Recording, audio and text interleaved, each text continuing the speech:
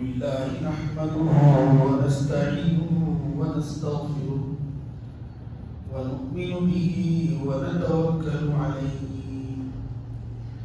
ونعوذ بالله من شرور أنفسنا ومن سيئات أعمالنا من يهد الله فلا مضل له ومن يضلل فلا هادي له ونشهد أن لا إله إلا الله وحده لا شريك له ونشهد أن سيدنا وسندنا ونبينا وحبيبنا وإمامنا ومولانا محمدا عبده ورسوله أما بعد فأعوذ بالله من الشيطان الرجيم بسم الله الرحمن الرحيم أم كنتم شهداء إذ حضر يعقوب الموت إذ قال لبنيه ما تعبدون من بعدي قالوا نعبد إلهك وإله آبائك إبراهيم وقال النبي صلى الله عليه وسلم من شهد أن لا إله إلا الله وأن محمدا رسول الله حرمه الله عليه النار. عزیزان محترم اور میرے دینی اسلامی بھائی،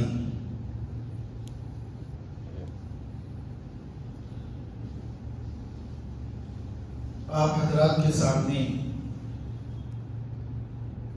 آج ایمان کی اہمیت اور اس کے تقاضے پر عمل کے تعلق سے گفتگو کا ارادہ ہے. دعا کیجیے اللہ رب العزت والجلال مجھے صحیح کہنے اور ہم تمام کو ان باتوں پر عمل کی توفیق نصیب فرمائے. ہم سب جانتے ہیں اسلام کی بنیاد 5 چیزوں پر ہے: نماز، روزہ، زکوٰۃ اور حج اور کلمہ توحید. ہمارے سامنے نماز، روزہ، زکوٰۃ اور حج کے تعلق سے کچھ نہ کچھ باتیں ہمارے سامنے آتی رہتی ہیں. اگر کمزوری ہے تو ایمان میں کمزوری ہے. آئے دن دیکھنے میں ملتا ہے ایک انسان کا ایک مسلمان ہونے کے ناطے ایمان میں جو پختگی ہونی چاہیے، ایمان جیسا مضبوط ہونا چاہیے، ویسا ہمارا ایمان نہیں بن پا رہا ہے.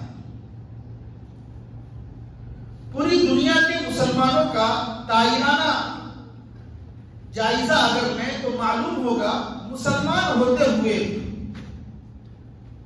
باوجود یہ کہ کلمہ پڑھتے ہوئے غلط عقیدے اور غلط چیزوں پر ہماری زندگی گزر رہی ہے.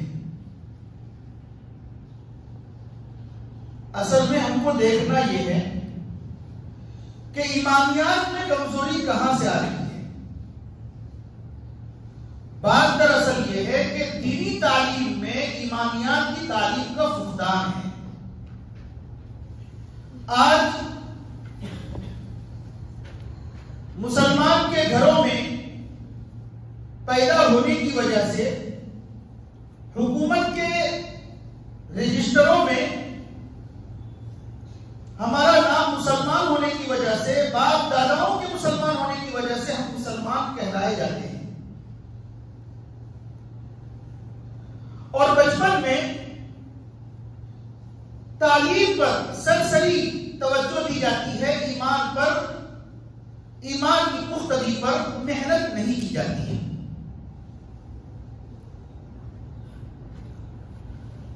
آقا نامدار تاجدار مدینہ سرکار دو عالم صلی اللہ علیہ وسلم کی زندگی کا آپ جائزہ لیں گے تو معلوم ہوگا آپ صلی اللہ علیہ وسلم نے 13 سال تک ایمانیات پر محنت کی ہے اور 10 سال آپ نے احکام و شریعت قرآن و سنت کی تعلیم دی ہے۔ آج پوری دنیا میں مسلمان جو ذلت و خاری کی طرف جا رہے ہیں اور پستی کی طرف جا رہے ہیں، اس کی واحد وجہ یہ ہے کہ ہم نے کلمہ تو پڑھا لا الہ الا اللہ محمد رسول اللہ، لیکن کلمہ کے تقاضے پر عمل نہیں ہو پایا۔ کلمہ کا مفہوم کیا ہے، کلمہ کا مطلب کیا ہے، کلمے کا خلاصہ کیا ہے، اس پر ہمارا عمل نہیں ہو پایا۔ یاد رکھیے، دنیا کے اندر جتنے انبیاء آئے، جتنے صلحاء آئے، جتنے اللہ والے آئے، جتنے نیک لوگ آئے، ان میں توحید کا رنگ چل چکا تھا، اس لیے وہ ہر جگہ کامیاب ہوتے ہوئے دکھائی دیے، ہر جگہ کامیاب ہوتے ہوئے نظر آئے۔ آج دنیا میں کلمہ پڑھنے والے لاکھوں نہیں کروڑوں ہیں اور پہلے سے زیادہ ہیں، لیکن کیا وجہ ہے کہ توحید کا رنگ ہم میں چڑھا نہیں؟ بات دراصل یہ ہے کہ ہمیں نبی پاک صلی اللہ علیہ وسلم نے ایمان کے تعلق سے، عقیدے کے تعلق سے، اللہ پر ایمان لانے کے تعلق سے، نبی پر ایمان لانے کے تعلق سے، فرشتوں پر ایمان لانے کے تعلق سے، قیامت پر ایمان لانے کے تعلق سے، مرنے کے بعد اللہ کے سامنے ہم کو جمع ہونا ہے، حاضر ہونا ہے، جو باتیں ارشاد فرمائی ہیں، ہم نے ان چیزوں کو اپنے دل میں جگہ نہیں دی۔ حضرت ابو ذر غفاری رضی اللہ تعالی عنہ فرماتے ہیں، یہ ابو ذر رضی اللہ تعالی عنہ وہ صحابی ہیں، اسلام میں 5ویں نمبر پر انہوں نے ایمان قبول کیا۔ کفار مکہ نے بہت مارا اور بہت پیٹا۔ نبی پاک صلی اللہ علیہ وسلم نے فرمایا، ابو ذر تم اپنی بستی چلے جاؤ، گاؤں چلے جاؤ، محلہ چلے جاؤ، جب تم سنو کہ اسلام کا غلبہ ہو چکا ہے، اسلام پھیل گیا ہے، اسلام پھول چکا ہے، اس کے بعد تم آنا۔ چنانچہ غزوہ خندق سن 5 ہجری میں حضرت ابو ذر غفاری رضی اللہ تعالیٰ تشریف لاتے ہیں۔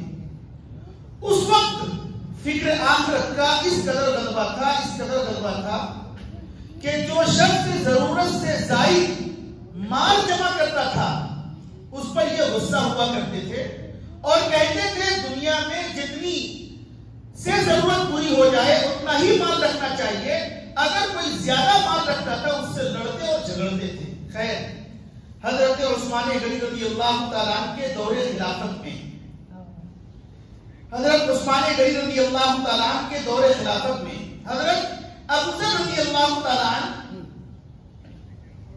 بستی چھوڑ کر، محلہ چھوڑ کر غیر آباد جگہ مقام رمضہ میں چلے جاتے ہیں۔ وہاں کوئی آبادی نہیں ہے، وہاں کوئی مسلم بستی نہیں ہے، وہاں چلے گئے۔ جب ان کے انتقال کا وقت قریب آیا، اب ان کے نہلانے کا مسئلہ آیا، کفنانے کا مسئلہ آیا، دفنانے کا مسئلہ آیا، ان کی بیوی حضرت ابو ذر رضی اللہ تعالیٰ عنہ کی بیوی پریشان ہونے لگی، اب کیا کرنا چاہیے؟ تو حضرت ابو ذر غفاری رضی اللہ تعالیٰ عنہ نے فرمایا کہ بیوی یاد رکھنا اس جگہ سے ایک قافلہ گزرے گا، تم اس قافلے والوں کو آواز دے دینا اور وہ مجھے نہلا دیں گے، کفنا دیں گے، تم انہیں آواز دے دینا۔ چنانچہ ایسا ہی ہوا۔ کچھ دن کے بعد وہاں سے ایک قافلہ گزرا، حضرت عبداللہ بن مسعود رضی اللہ تعالیٰ عنہ اور ان کے ساتھی کوفہ سے ادھر گزر رہے تھے۔ چنانچہ انہوں نے آواز دی، آپ کو نہلایا گیا، دفنایا گیا، آپ کو غسل دیا گیا۔ یہ وہ صحابی ہیں۔ حضرت ابو ذر اپنی زبان سے ارشاد فرماتے ہیں کہ نبی پاک صلی اللہ علیہ وسلم نے فرمایا من شہید اللہ الہ الا اللہ وان محمد رسول اللہ، کہ جو شخص اس بات کی گواہی دے اللہ کے سوا کوئی معبود نہیں اور حضرت محمد مصطفیٰ صلی اللہ علیہ وسلم اللہ کے رسول ہیں، جو اس بات کی گواہی دے گا حرمہ اللہ علی النار، اللہ اس پر جہنم کی آگ حرام کر دیں گے۔ نبی پاک صلی اللہ علیہ وسلم کے صحابی دنیا میں رہتے ہوئے اپنے عقیدے کو بھی مضبوط کیا اور ساری دنیا کے اندر یہ اعلان کیا قولوا لا الہ الا اللہ تفلحوا۔ اے لوگوں، تمہارا خالق، تمہارا مالک اور تمہارا رازق اللہ ہے، وہی تمہارا رازق ہے، وہی تمہارا خالق ہے، وہی تمہارا معبود ہے، وہی مشکل کشا ہے، وہی حاجت روا ہے۔ اور یاد رکھو اللہ کے علاوہ کسی کے سامنے اپنی پیشانی کو مت جھکانا، وہی اللہ ہے جس کے سامنے تم سجدہ ریز ہو سکتے ہو اور اس کی عبادت کر سکتے ہو۔ وَإِلَٰهُكُمْ إِلَٰهٌ وَاحِدٌ لَا إِلَٰهَ إِلَّا هُوَ الرَّحْمَٰنُ الرَّحِيمُ، وہ تمہارا معبود ایک ہی معبود ہے، لہذا اسی کی ڈنڈوت کرو، اسی کی عبادت کرو، اسی کو پوجو، وہی پوجنے کے لائق ہے، وہی عبادت کے قابل ہے، تم کہاں بھٹکے جا رہے ہو؟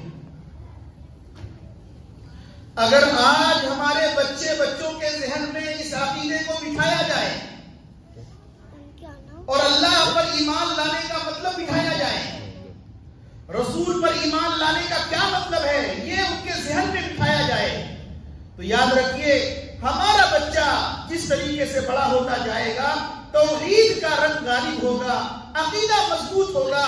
آج پوری دنیا کے اندر ہمارے ایمان پر حملہ کرنے کے لیے جگہ جگہ جو ایمان کے لوٹیرے پھر رہے ہیں اور وہ یہ چاہتے ہیں کہ ہم کو ہمارے مذہب سے پھیر دیں اور ہم جو ہے کسی دوسرے مذہب میں داخل ہو جائیں۔ اگر ہمارا عقیدہ مضبوط ہوگا تو کسی بھی قیمت پر کسی بھی حال میں ہمیں کوئی ٹس سے بس نہیں کر سکتا۔ ہم اپنے ایمان میں مضبوط ہیں، ہم اپنے عقیدے میں مضبوط ہیں، ہم اللہ پر ایمان لانے کا مطلب جان چکے ہیں، لہذا ہم کسی بھی حال میں دوسرے مذہب کو اختیار نہیں کر سکتے۔ قرآن نے کہا ان الدین عند اللہ الاسلام، یاد رکھو دین تو اصل اسلام ہی ہے، اسلام کے علاوہ اگر کوئی شخص دوسرا مذہب لے کر آئے گا اللہ کی نگاہ میں اس کو قبول نہیں کیا جائے گا۔ یا ایھا الذین آمنوا ادخلوا فی السلم کافہ، اے ایمان والو، اے مسلمانوں، اسلام کے اندر پورے کے پورے داخل ہو جاؤ، اسلام پر، ایمان کے تقاضوں پر عمل کرو جیسا کہ اللہ اور اس کے رسول صلی اللہ علیہ وسلم نے بتلایا ہے۔ بچوں کے ذہن میں اگر یہ عقیدہ بٹھایا جائے کہ گھر میں جو بستر ہے، جو پلنگ ہے اور جو گھر میں دیگر سامان ہیں اور چیزیں ہیں، یہ ساری چیزیں اللہ کی دی ہوئی ہے، اللہ ہی بیماری دیتا ہے، اللہ ہی تندرستی دیتا ہے، اللہ ہی ہر چیز کا مالک ہے، وَإِذَا مَرِضْتُ فَهُوَ يَشْفِينِ، وہی مالک ہے، وہاں سے ہی صحت ملتی ہے، وہاں سے ہی بیماری ملتی ہے۔ اگر ہمارے بچوں کا ذہن پاک ہو جائے، صاف ہو جائے اور عقیدہ مضبوط ہو جائے، دل میں بات بیٹھ جائے، کچھ بھی ہو جائے، حالات آتے ہیں، پریشان ہونے کی ضرورت نہیں ہے، اللہ نے کہا ہے، صبر کا حکم دیا ہے، لہذا دنیا کے اندر چاہے کتنی ہی مصیبتیں آ جائیں، چاہے ہمارے ایمان کو لوٹنے کے لیے کوئی کتنی ہی کوشش کرے، لیکن میں ایمان سے نہیں پھر سکتا، یہ اللہ کے رسول صلی اللہ علیہ وسلم نے ہمیں تعلیم دی ہے۔ خاندان عبد المطلب میں جب کوئی لڑکا پیدا ہوتا تو اس کو یہ آیت 15ویں پارے کی ہے سکھلائی جاتی تھی، قُلِ الْحَمْدُ لِلَّهِ الَّذِي لَمْ يَتَّخِذْ وَلَدًا وَلَمْ يَكُنْ لَهُ شَرِيكٌ فِي الْمُلْكِ وَلَمْ يَكُنْ لَهُ وَلِيٌّ مِّنَ الذُّلِّ وَكَبِّرْهُ تَكْبِيرًا۔ اس آیت کا ترجمہ کیا ہے؟ اس آیت کا مفہوم یہ ہے، ترجمہ یہ ہے، اے نبی پاک صلی اللہ علیہ وسلم آپ کہہ دیجئے تمام تعریف اس اللہ کے لیے ہے جو تمام جہانوں کا خالق ہے، جو تمام جہانوں کا پالنہار ہے، سب لوگوں کو پالنے والا ہے۔ لم يتخذ ولدا، اس کے کوئی اولاد نہیں ہے۔ قل هو الله احد الله الصمد لم يلد ولم يولد ولم يكن له كفوا احد۔ یہ کفار مکہ جو یہ کہا کرتے تھے کہ اللہ کے لیے بیٹیاں ہیں، وہ فرشتوں کو، اور یہ کہا کرتے تھے کہ یہ فرشتے اللہ کی بیٹیاں ہیں، اور جنوں کی جو شہزادیاں ہیں یہ اللہ کی بیوی ہیں، اور یہ کہا کرتے تھے کہ عیسیٰ علیہ السلام اللہ کے بیٹے ہیں، اور یہود کہا کرتے تھے عزیر علیہ السلام اللہ کے بیٹے ہیں، اللہ تعالیٰ نے ان تمام چیزوں پر یہ فرما دیا قُلِ الْحَمْدُ لِلَّهِ الَّذِي لَمْ يَتَّخِذْ وَلَدًا، اللہ کی کوئی اولاد نہیں ہے، اللہ الصمد، اللہ بے نیاز ہے، لم یلد ولم یولد، نہ اللہ کو کسی نے جنا نہ اللہ نے کسی کو جنا، اللہ جنا نہیں گیا، اللہ سے کوئی نکلا نہیں ہے، کوئی اولاد اللہ سے نہیں ہوئی ہے، لہذا تمہارا یہ ایمان مضبوط ہونا چاہیے، اللہ تنہا ہے، اللہ اکیلا ہے، اللہ ذات میں بھی اکیلے ہیں، اور اللہ کی جو صفات ہیں، اللہ کی صفات کیا ہیں؟ سننے والا، خوب سننے والا ہے، خوب دیکھنے والا ہے، خوب قادر مطلق ہے، اسی کے ہاتھ میں ارادہ ہے، اسی کے ہاتھ میں مشیت ہے، اور اسی کے ہاتھ میں ساری چیزیں ہیں۔ یہ جو عقیدہ ہے، اللہ اپنی ذات میں بھی تنہا ہے، اللہ اپنی صفات میں بھی اکیلے ہے، یہی ہمارا عقیدہ ہے، اور یہی اسلام نے ہمیں تعلیم دی ہے، یہی آقا نامدار تاجدار مدینہ سرکار دو عالم جناب محمد رسول اللہ صلی اللہ علیہ وسلم نے ہمیں بتلایا ہے۔ وَلَمْ يَكُنْ لَهُ شَرِيكٌ فِي الْمُلْكِ، اللہ کی بادشاہت میں کوئی شریک نہیں ہے۔ دنیا کا قانون یہ ہے، دنیا کا ضابطہ یہ ہے کہ جب یہاں کا کوئی بادشاہ اپنی بادشاہت میں کسی کی شرکت کو برداشت نہیں کرتا، وہ تو رب العالمین ہے، احکم الحاکمین ہے، بادشاہوں کا بادشاہ ہے، مالکوں کا مالک ہے، وہ اپنی شرکت میں دوسرے کی اس کو کیسے برداشت کرے گا؟ اللہ نے صاف فرمایا عیسائیوں کے بارے میں، وَلَا تَقُولُوا ثَلَاثَةٌ إِنَّهُ خَيْرٌ لَكُمْ إِنَّمَا اللَّهُ إِلَٰهٌ وَاحِدٌ، تم یہ مت کہو خدا تین مل کر کے ایک بنے ہیں، ان کا عقیدہ یہی ہے۔ اب ہے ابن ہے، روح القدس ہے، اب سے اللہ مراد لیتے ہیں، ابن سے عیسیٰ علیہ السلام مراد لیتے ہیں، اور روح القدس سے حضرت جبرائیل علیہ السلام مراد لیتے ہیں۔ وہ یہ کہتے ہیں کہ تین مل کر کے ایک خدا بنے ہیں۔ اللہ نے کہا وَلَا تَقُولُوا ثَلَاثَةٌ، تم مت یہ کہو کہ خدا تین ہے، خدا ایک ہی ہے۔ لَهُ مَا فِي السَّمَاوَاتِ وَالْأَرْضِ، اسی کے لیے آسمان و زمین ہے، اسی کی بادشاہت۔ سبحانہ ان یکون لہ ولد، وہ پاک ہے، لڑکا سے، لڑکی سے، بیوی سے، اولاد سے، ہر چیز سے وہ پاک ہے۔ اور اگر کوئی اللہ کی طرف اولاد کی نسبت کرتا ہے، اللہ فرماتے ہیں کہ میری طرف اولاد کی نسبت کرنا گویا کہ مجھے غصہ دلانا ہے، اور مجھے میرے غضب کو بھڑکانا ہے، مجھے جلال دلانا ہے۔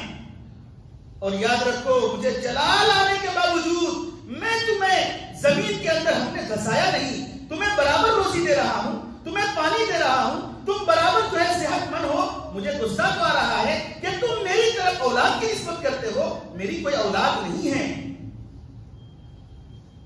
ہمارا ایمان، ہمارا عقیدہ بالکل صاف ہے۔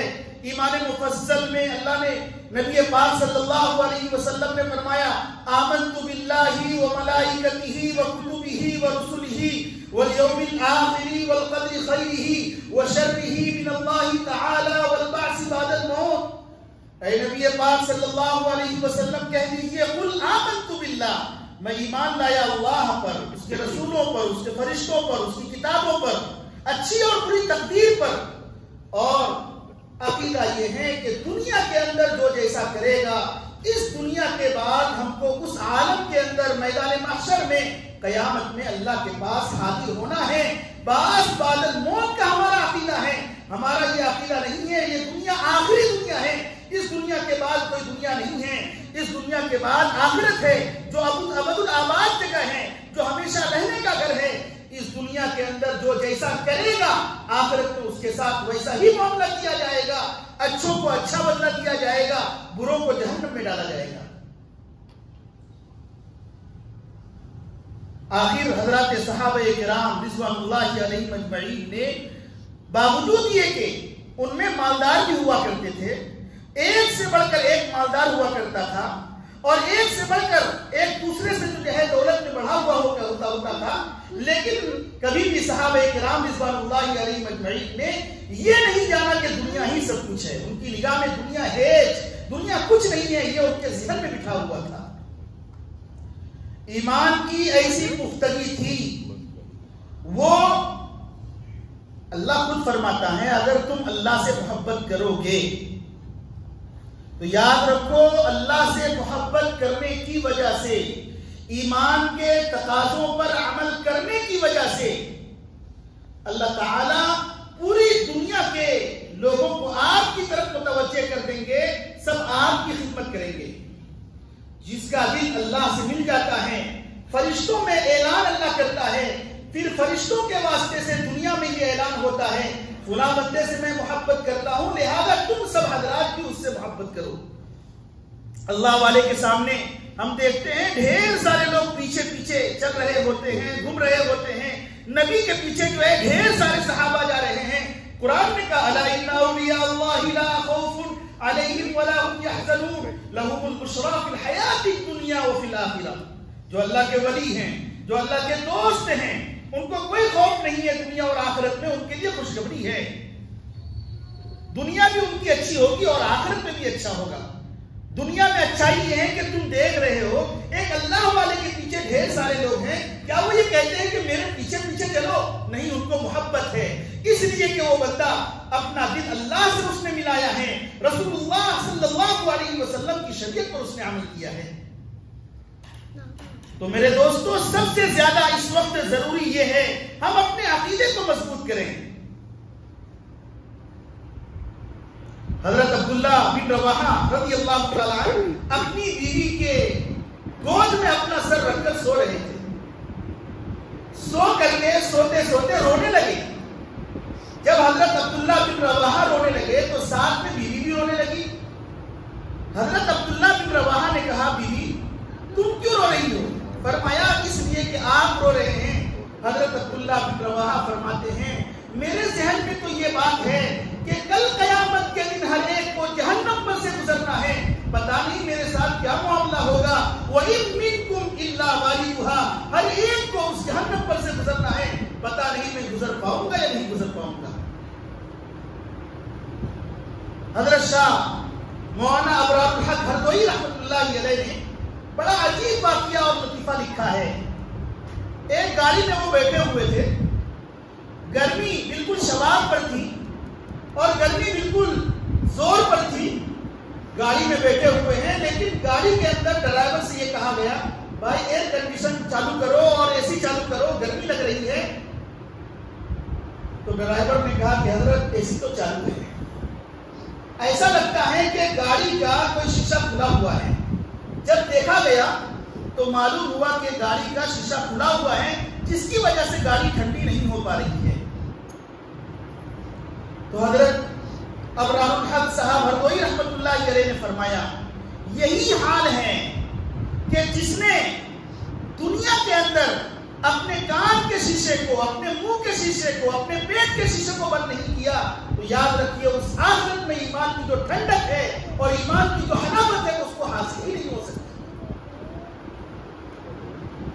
حضرت عبداللہ حذافہ سہمی رضی اللہ تعالیٰ عنہ فرماتے ہیں حضرت عمر رضی اللہ تعالیٰ عنہ کے دور خلافت میں